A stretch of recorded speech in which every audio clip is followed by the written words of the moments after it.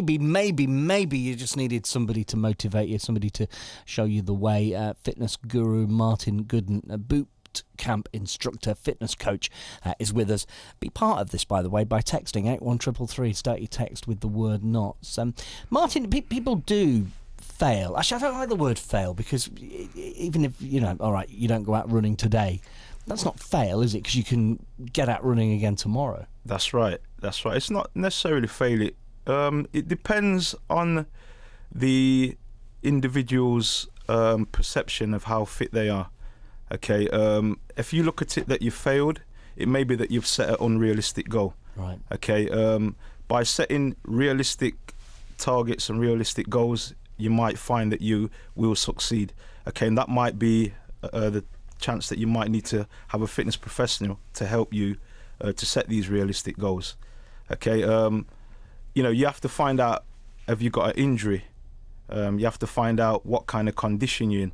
Okay, because we do have a habit of getting above and ahead of ourselves, thinking we can do certain things. It might be just going for a half a mile run, okay, and then realising you're not in that shape, you're not in that condition, and that can make you feel really demotivated and obviously make you then drop out. Okay, if I said to you, I want you to, by the end of the year, you're going to do a 26-mile run, okay, and I said to you, do you think that is realistic?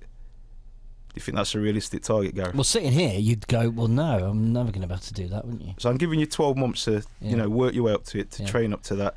Do you think that's realistic? If I was to run 100 yards today, and then tomorrow 200 yards, and then 300 yards the day after, if I was to build it up slowly but surely, then yeah, it's achievable, isn't it? Right. Okay. That's an achievable target and goal. Yeah. If I was then to say to you, I want you to achieve this in 3 months, I'd be like, cheerio.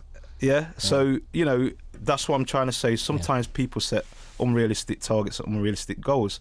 The way they want to look may be very unrealistic, because there's a lot of things to take into consideration, i.e., as I said, the age of the person. When you're 40 odd, or when you're 50 odd, when you're 60 odd, when you're 70 odd, is very different to how you train when you're a young 17, 18, 19-year-old, 20-year-old person. So all these things have to be taken into consideration. Okay, and then when these things are taken into consideration, then we can set things in place what are very realistic. Okay. Do people need to warm up? Is this a problem as well, that we don't take it seriously enough? We don't do the warm up at the beginning, and that's why it aches like mad afterwards. Warm up is something what is a standard protocol, what we normally use in generally nearly every type of sport. Whether that be the Forest or the Notts County players, what are down at City Ground and Meadow Lane, or just somebody who's a recreational trainer. That is just a standard protocol and what we use to get the muscles warm, mentally, psychologically prepare ourselves for the task what's ahead, or the activity what's in front of us. And obviously by doing that, it gets our muscles warm, gets our heart and lungs, respiratory system warm, so we can prepare ourselves for the physical activity. And do we need to join a gym? Well, this is a big question. Right, I'm going to tell you some things now. As regards to gyms, personally, I've worked in a few of the gyms in Nottingham, quite a lot of the gyms in Nottingham. And, this philosophy that you have to join a gym to get fit is a load of, I won't swear, but it's a load of crap, basically. You don't have to. However, it is a good way to start, okay? And in wanting to join a gym, when you do join a gym, you got to look to yourself in using the personnel, the staff, what are working in the gym to help you get to where you want to be, whether that be weight loss, building muscle, increasing your tone, increasing your stamina. A lot of these gyms have fitness professionals what can help you, and they can set these small targets, okay, and then obviously when you get to these targets, they'll set another target, so therefore you're challenging your body all the time. And then when you look back on yourself, probably in a few months' time, then you'll be able to say to yourself, you know what, this is where I started, this is where I've got to now, and when I get to this stage now, then I'll challenge myself even more. They'll set these new targets for you, and then you can see yourself progressing.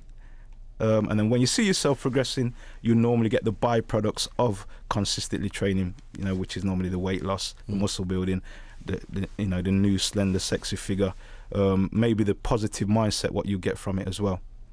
Just quickly, Dan from Maple has sent a text. Dan says, I train with Martin and he's a great motivator and coach. He puts a lot of time in to help you achieve your individual goals.